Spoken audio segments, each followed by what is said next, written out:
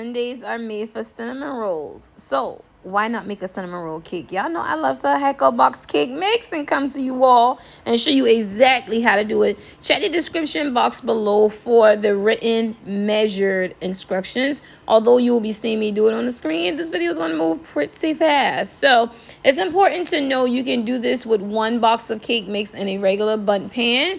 But for a taller, more pound cake looking Bundt pan, I'm using my Nordic 12 cup, right? You have to use a 12 to a 14 cup for that height, which means you're going to need 2 boxes of cake mix.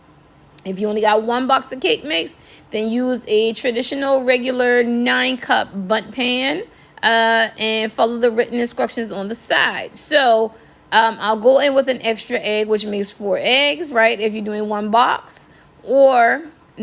And always use milk, never water. You could use almond milk. You could use half and half, heavy cream, anything but water, okay?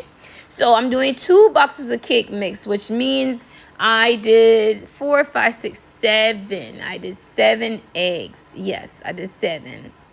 The cup of milk, it calls for a cup of water. I have 2 boxes of cake mix, so therefore I need 2 cups of milk.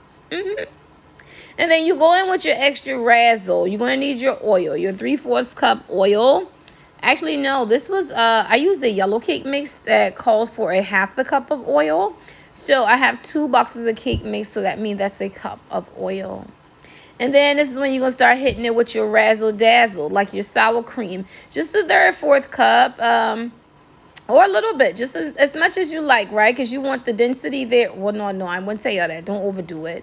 A 4th cup to a 1/3 cup, or do you just fine. We just need some extra moistness. And I'm going in with this Mexican vanilla that Jasmine gave me, with a little bit of lemon extract as well, because you need that. Now, this is what I want. I know we're in the new age of cooking, and social media influencers cook all over the place. I get that.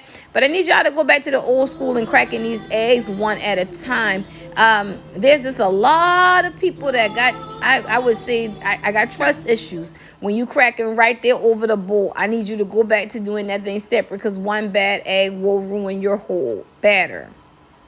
And a drop of honey just for sweetness, because I didn't know if I wanted to be more of a honey bun cake or a cinnamon roll cake. But either way, I'm amping it up with that flavor. So now with my brown sugar, my salt mixture, I'm going to add a little razzle dazzle. I'm going to add a little molasses to the mix to get that extra punch, that extra pop, like a cinnamon roll, like swirling through a honey bun would be or should be.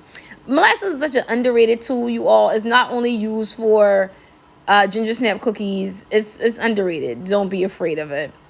And to get that batter moving around a little bit, once I hit it with that softened butter, I add a little bit of milk, because this is what I wanted to do. I want to be able to swirl it through the cake. Lay down a layer of cake, then swirl. Another layer of cake, then swirl.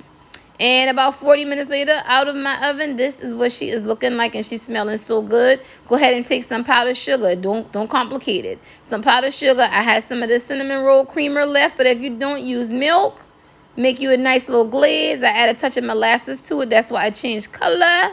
Glaze it on up. And y'all, this was done early in the morning. I think by noon, all my neighbors was on the porch eating cinnamon roll cake and drinking coffee.